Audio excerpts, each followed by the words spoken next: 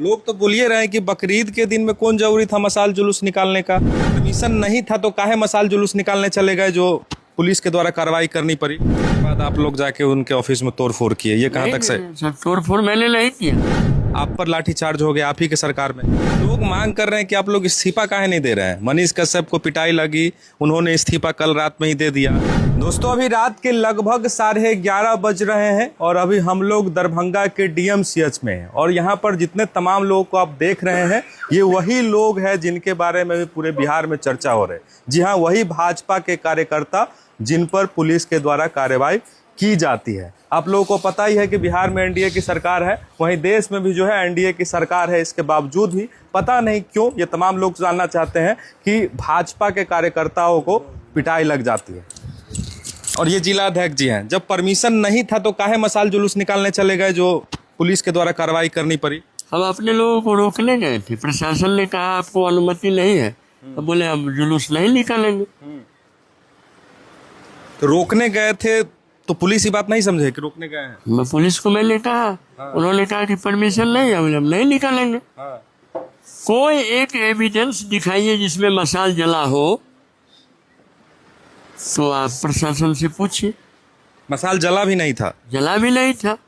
कोई एविडेंस यदि दिखा दीजिए कि मसाल जला हो, एक सलाई का तिल्ली भी मारा गया हो, कोई अग्नि की इतनी बड़ी ज्वाला भी हो, आप हमको बताइए। आप तो जिला अध्यक्ष जी हैं, आपको भी देखें फोटो कि आपको भी पीठ पर दाग था, आपको भी मारा गया है। तो उन लोगों को पता नहीं था कि आप भाजपा के जिला अध्यक्ष हैं। माने भाजपा में जो जिला का सबसे बड़ा पद होता है, यानी कि यूं कहें तो सर्वे सर्वा, आप पर लाठीचार्ज हो गया आप ही के सरकार में। हमको लगता है उन लोग बहुत अधिक अहंकार में चूर थे, बहुत अधिक अहंकार में थे। उनको कौन क्या था उनको नहीं पता था। उनके मानसिकता में थी कि हमको इन लोगों को पीटना है, किसी को दिखाना है कि हम इन लोगों को पीट रहे हैं, पीट कर वाहवाही लेना है। उनके मन में दुर्भावना से प्रेरित होकर आए थे। हमारे सामने में परमिशन नहीं था, परमिशन नहीं था। वहाँ 400 पुलिस थी, हम लोग 20-25 लोग थे।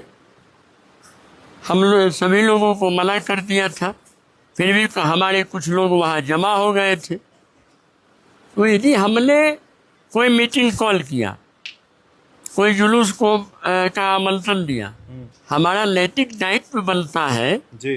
जो दूर दराज से, जो ग्रामीण क्षेत्रों से आने वाले लोग हैं या जो लोग हैं जो सोशल मीडिया पर नहीं, हम वहाँ पहुंचकर उनको उस बात को समझावे कि प्रशासन ने हमको अनुमति नहीं दी है, हम नहीं निकालेंगे। ठीक है। लोग तो बोलिए रहे हैं कि बकरीद के दिन में कौन जरूरी था मसाल जुलूस निकालने का। अब तो परमिशन नहीं मिला, हम जुलूस निकालने कहाँ गए। परमिशन मांगा, उन्होंने नहीं दिया, हमने जुलूस नहीं निकाला। नहीं निकाला।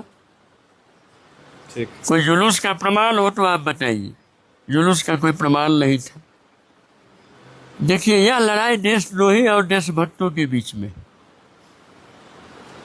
यह लड़ाई जहाँ से शुरू हुई, संवैधानिक पद पर रहते हुए एक उच्च पदस्थ महिला ने इस प्रकार का असंवैधानिक बयान दिया कि पाकिस्तान और आरएसएस, टू नेशन थ्योरी में पाकिस्तान से आरएसएस की तुलना की। द्वि राष्ट्रवाद का सिद्धांत क्या है। इसके बाद आप लोग जाके उनके ऑफिस में तोड़ फोड़ किए, ये कहाँ तक सही? सर तोड़ फोड़ मैंने नहीं किया। हम भारत के आम नागरिक हैं। राष्ट्रीय एकता और अखंडता को प्रभावित करने का प्रयास सर्वप्रथम किसने शुरू किया? सांप्रदायिक सौहार्द को बिगाड़ने का प्रयास किसने शुरू किया? नहीं, ठीक है, उन्होंने गलती किया, तो आप लोगों के द्वारा कितना एफआईआर उन पे किया गया? हम लोगों ने एक एफआईआर किया। एक एफआईआर जी, कब की ये बात है? जब जिस दिन आप लोग, जिस दिन घटना हुई उसके अगले दिन। उसके अगले दिन। लेकिन होनी तो चाहिए था पहले ही। पहले चाहिए था उस दिन। मान लीजिए जो घटना हुई, घटना के बाद हम लोग गए, दूसरे दिन एफआईआर हुआ। अब पूछेंगे प्रशासन से कि क्या देशभक्त होना गुनाह है? क्या देशद्रोही का विरोध करना गुनाह है? क्या सांप्रदायिक सौहार्द को बिगाड़ने वाले का प्रतिकार करना गुनाह है? क्या हम भारत नहीं पाकिस्तान में रहते हैं, बांग्लादेश में रहते हैं? भारत के प्रत्येक नागरिक को अपने राष्ट्रीय एकता, अखंडता, अस्मिता को बचाए रखने के लिए, अक्षुण्ण बनाए रखने के लिए अपनी मांग उठाने का अधिकार है। ठीक है, मांग उठाने का सबको अधिकार है, लेकिन सरकारी संपत्ति की क्षति करने का अधिकार तो नहीं है। कहाँ क्षति हुआ है सर? नेम प्लेट तोड़ा गया है, वीडियो में नेम प्लेट तोड़ा गया, बुलाया किसने वहां? उनका वीडियो फुटेज देखिए। नहीं, वो तो पता नहीं किसने अरे सर, वो फेसबुक से लाइव कर रही है। क्या? आरएसएस भाजपा बजरंग दल के गुंडे आकर हमको मार रहे हैं। यहाँ तो पुतला जलाया जा रहा था, मारने की बात कहाँ थी? उनके द्वारा कुछ इस प्रकार के लोग वहाँ 50 से ऊपर जमा थे उनके सरकारी कार्यालय में या उनके बाहर। गैर सरकारी आदमी क्या कर रहे थे? क्या उनके द्वारा बुलाए गए असामाजिक तत्व थे क्या? यह भी तो एक जांच का विषय बनता है। और दूसरी बात, उप महापौर महोदय का यदि नगर निगम है तो चुने हुए प्रतिनिधि जो हमारे वार्ड पार्षद हैं उनका भी वह नगर निगम है। बिल्कुल है। वह जो हमारे चुने हुए प्रतिनिधि थे वो लोग बात करने गए कि आखिर मैडम आपने ऐसी बात क्यों कही जो हम लोगों की भावना उद्वेलित हुई। यह आप बताइए, एक वार्ड पार्षद के लिए उप महापौर का दरवाजा बंद, ये भी तो हमको लगता है पहली घटना होगी कि हम अपने परिवार के जो मुखिया है उनसे भेंट करने के लिए उनका दरवाजा बंद हो गया।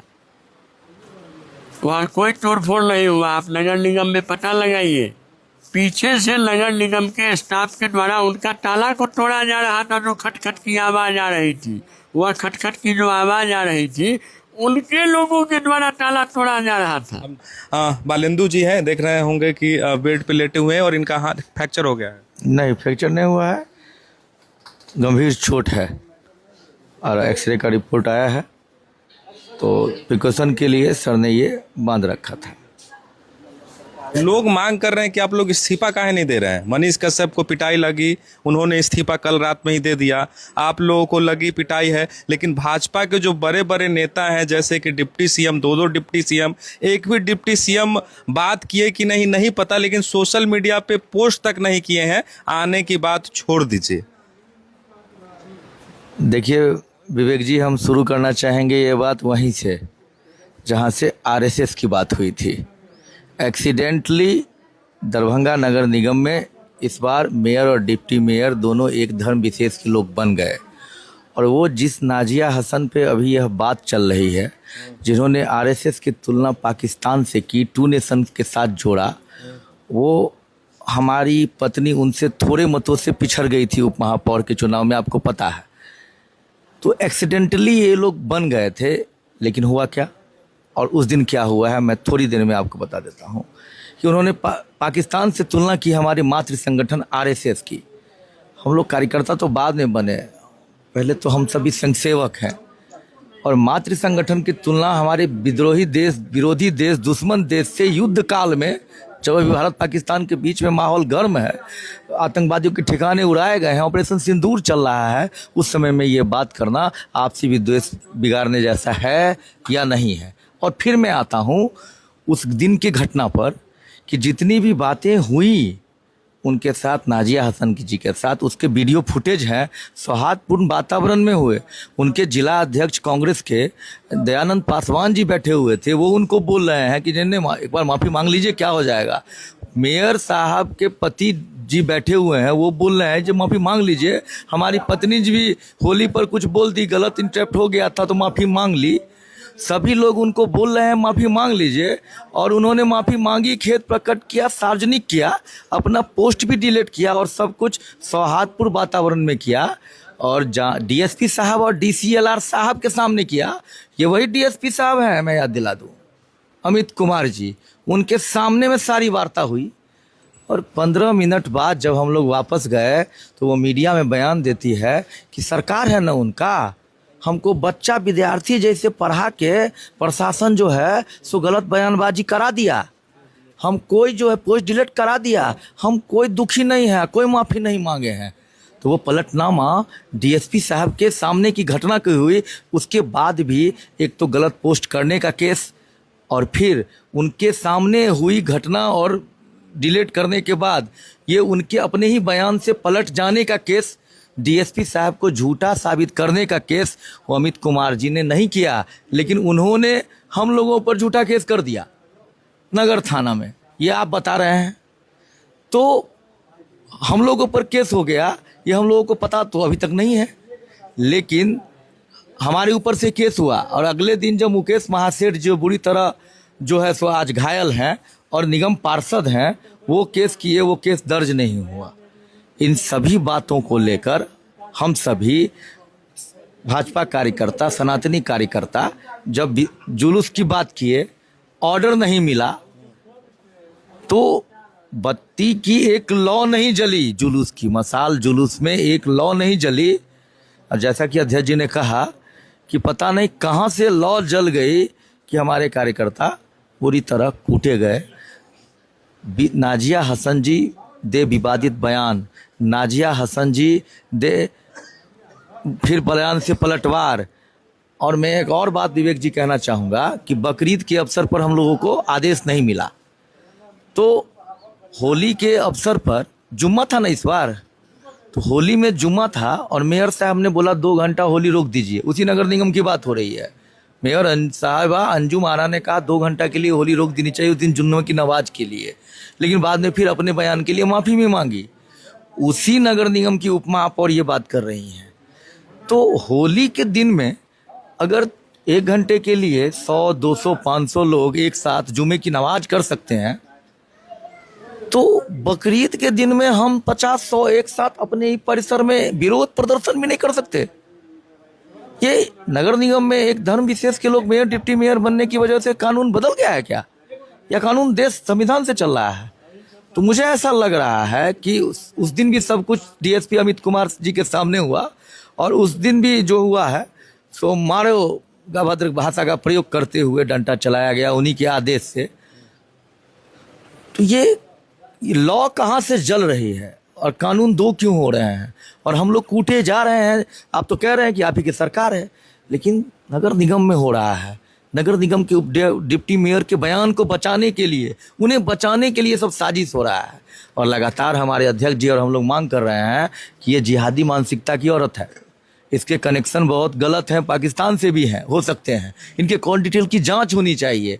अगर अगले पिछले 2-3-4 साल के कॉल डिटेल की जांच, तो दूध की दूध पानी का पानी हो जाएगा। इन्होंने राजगीर में सभा में, भैया बड़ी सभा में फिर से कहा है कि हम लोग बीजेपी आरएसएस के गुंडे हैं। और मैं कहता हूं कि मोदी जी ने एक क्रांति ला दिया, डिजिटल क्रांति। उस डिजिटल क्रांति में ये मदरसा छाप जाहिल लोग जो है ना, वो फंस गए। कैसे फंस गए कि हम लोग लाइव चला रहे हैं, मेरे आईडी से लाइव चल रहा है पुतला दहन का, अब वो अपने आईडी से लाइव चला रही है कि हमारे गेट पर आग लगा रहा है, मार रहा है एक ही टाइम में। तो ये सारी बातें इस डिजिटल दुनिया में पकड़ा जाएंगी और पुलिस प्रशासन इस बात को पकड़ लेगा। जी ये नौटंकी क्वीन है, पहले भी ड्रामा क्वीन के रूप में काम कर चुकी है। कभी इनको घर में कोई गली में मारता है पकड़ के, कोई इनके चैम्बर में दारू पी के घुस जाता है। मीडिया की सुर्खियों में रहने के लिए ये ऐसा काम करती हैं। तो आप मीडिया की सुर्खियों में बनने के लिए आप कुछ करें, मेरी मातृ संगठन पर अगर आप उंगली उठाइएगा, उस पर आँच आएगी। तो नाजिया हसन जी, मैं बता दूं कि थोड़े से मतों से चुनाव हार गया था, हिम्मत नहीं हारा हूं। अगर आप महिला नहीं रहती ना तो जवाब और कड़ा मिलता। और आपको जो भी प्रशासन बचाने का प्रयास कर रहा है, वही प्रशासन हम लोगों को कूट रहा है। बस इतना ही बात हम सबों के सामने में कह रहे हैं कि व्यक्ति वो सेम है। उस दिन जिनके सामने में बात हुई डीएसपी साहब, और उस दिन जिन्होंने कुटवाया डीएसपी साहब, इसके बारे में हमारे जो वरीय नेता हैं, माननीय नेतागण हैं, वो अपना कार्य कर रहे हैं और कार्य होगा। जल्द ही आपको परिणाम भी देखने को मिलेगा। अगर आप ही ने कहा है सरकार हमारी है, तो दोषियों पर कार्रवाई भी होगी। और बात रही नगर निगम में एक धर्म विशेष के राज का, तो वो भी जल्द बदलाएगा। सत्ता और कुर्सी से नाजिया हसन जी को जाना पड़ेगा, मैं आपको वादा करता हूं। देखिए हमारे साथ अभी वार्ड 11 की वार्ड पार्षद जी हैं और इनको भी देख सकते हैं कि हाथ में जो है बहुत चोट लगा है। क्या हो गया है मैम हाथ में? वो कल आयकर चौराहा पे हम लोग का मसाल जुलूस का कार्यक्रम था, उसी में पुलिस प्रशासन के द्वारा लाठीचार्ज किया गया, उसी में सभी लोगों को घायल कर दिया गया है। तो परमिशन जब नहीं था तो क्यों गए आप लोग? परमिशन नहीं था तो हम लोग वहाँ पे सभी को बुला चुके थे, 2 दिन पहले सभी को सूचना मिल चुका था, तो वहाँ पे इकट्ठा होके हम लोग आपस में बात ही कर रहे थे। उसी समय आके जिला में जितने भी थाने होंगे सभी जगह के प्रशासन आके बात भी सही ढंग से नहीं किए और लाठीचार्ज करना हम महिलाओं पे पुरुष प्रशासन के द्वारा किया गया। महिलाओं पे पुरुष प्रशासन के द्वारा एक भी महिला प्रशासन नहीं थी, पुरुष प्रशासन। आप वीडियो में भी फोटो में भी देख सकते हैं। ये बिल्कुल गलत किया गया हम महिलाओं के साथ। लेकिन जब बात हो गया कि बकरीद आ गई है, हम लोग का सोशल मीडिया के माध्यम से, फ़ोन के माध्यम से, व्हाट्सएप के माध्यम से जब हम अपने कार्यकर्ताओं को बोल दिए गए थे कि वह सूचना दे दिए गया था कि मान लीजिए इस दिन कार्यक्रम होगी, तो हमारा कार्यकर्ता कार्यक्रम स्थल पे पहुंचेगा ही। तो हम लोग उनको डायरेक्ट हम मान लीजिए नहीं कह सकते कि मशाल जुलूस आज हमारा कार्यक्रम नहीं होगा। काहे कि एक हो सकता है कि प्रशासन एक गलत अफवाह फैला दे कार्यकर्ता के बीच में, एक प्रशासन के डर से या किसी के डर से हम लोग किसी कोई कार्यक्रम ख़त्म कर दिए या पोस्टपोन कर दिए। हम लोग का बात था कि हम लोग उनको एक जगह एकत्रित करना, सबको समझा कर बुझा कर बात कर को वहाँ पे हमारे अध्यक्ष जी आते। अध्यक्ष जी हम लोग का अगर कोई संगठन का सबसे सर्वप्रिय होता है तो अध्यक्ष होता है। हम अध्यक्ष के बिना कोई निर्णय नहीं ले सकते हैं। हम लोग को 2 बजे से प्रशासन हम लोग को डिक्टेट कर रहा था, बांध माने की फ़ोन के माध्यम से या तो हम लोग को प्रशासन के माध्यम से हम लोग को एकदम बांध लिए हुआ था आपस में कि आप कार्यक्रम नहीं करिएगा, आपको अनुमति नहीं मिला है। तो हम बोले, उनको डायरेक्ट बोले थे कि जब तक हमको अध्यक्ष जी हम लोग को कोई आदेश नहीं देंगे, अध्यक्ष जी हम लोग को आदेश नहीं क्या देते हैं, उस कार्यक्रम पे उस अध्यक्ष के आदेश पर ही होगा। तो हमारे अध्यक्ष हमारे जो टाइम थी 5 बजे वो हमारे कार्यस्थल पे आए। अध्यक्ष जी का बात एकदम क्लियर था कि हमारे जो भी कार्यकर्ता है जो आएंगे, हम अपने सब कार्यकर्ता से बात करेंगे, हम अपना कार्यक्रम जो करना है यहाँ पर नहीं करना है हम उनको बता देंगे। उसी बीच में सदर डीएसपी आ गए, हमारे अनुमंडल पदाधिकारी आ गए। उन लोग का तेवर इस तरह का था।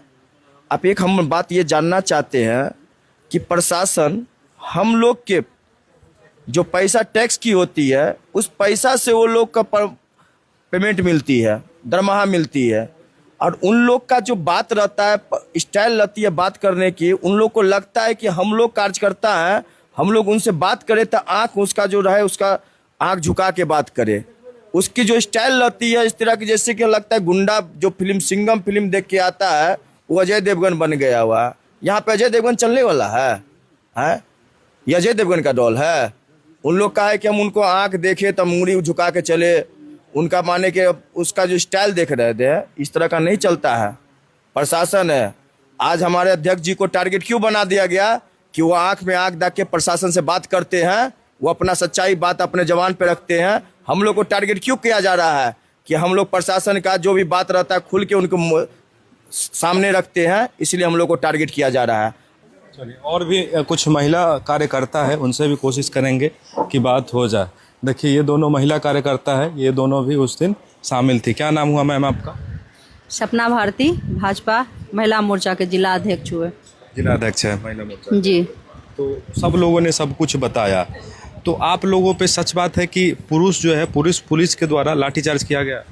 जी, हम लोग को लाठी चार्ज करने का हम तो जानते हैं कि अगर स्टाफ का दंगा होता है तो ये आज देखिए कि गुंडा लोग के पास जो मतलब वैसा करते हैं, मारपीट करते हैं, उन पे लाठी चार्ज होती है। और होती है तो वहाँ पे उनको पता होना चाहिए कि भारतीय जनता पार्टी में जब पुरुष कार्यकर्ता है तो महिला भी होंगे, और जब स्टाफ का मिसाल जुलूस निकालने वाला है तो उसमें महिला होंगे, तो उनको महिला प्रशासन के साथ आना चाहिए। आपका क्या नाम हुआ मैम? मेरा नाम संगीता साहू है। लगभग हम लोगों ने सब कुछ जान लिया कि क्या कुछ हुआ, लेकिन अभी इतना कुछ होने के बाद आपके जो भारतीय जनता पार्टी के बड़े बड़े नेता हैं उन लोगों का, बहुत सारे लोगों का पोस्ट नहीं आना, तो आप लोग कमज़ोर पड़ रही हैं क्या? क्योंकि जो बिहार को लीड कर रहे हैं उन लोगों का अभी तक कुछ भी बयान नहीं आया। देखिए, यहाँ अगर पब्लिक यह सोच रहे हैं कि इससे भारतीय जनता पार्टी या संगठन कमज़ोर हो रहा है, तो यह उनकी गलत धारणाएं हैं, जिसका मैं खंडन करती हूँ। क्योंकि हमारे जो माननीय मंत्रीगण हैं या अध्यक्ष हैं या विधायक हैं, उनके साथ पहले से ही बहुत सारे कार्यक्रम तय होते हैं। नहीं तो कुछ उनके कार्यकर्ता को और पुलिस के द्वारा पीटना, इससे भी बड़ा कोई काम हो सकता है क्या? क्या आपको लगता है? नहीं, ये नहीं हो सकता है। लेकिन मैं आपके चैनल के माध्यम से यह बताना चाहती हूँ कि उनके बहुत सारे प्रोग्राम पहले से तय होते हैं। मैम, आप मीडिया में बात कर रहे हैं, हो सकता है कि आप नहीं बोलना चाहिए, लेकिन अंदर से तो दुख तो होता होगा ना कि जिस पार्टी के लिए इतना कुछ कर रहे हैं, उस पार्टी को बड़े बड़े जो नेता खुल के नहीं आ रहे हैं। आ रहे हैं ना। आप इंतजार तो कर लीजिए। आज रात है, कल देखिए आप। ऐसी बात नहीं है। सारे जितने भी हैं वो अगर ऐसा ना होता तो आज माननीय मंत्री, दरभंगा के जो भी बड़े बड़े नेता है वो लोग आ रहे हैं। लेकिन हम बिहार की बात कर रहे हैं। बिहार की ही बात कर रही हूँ।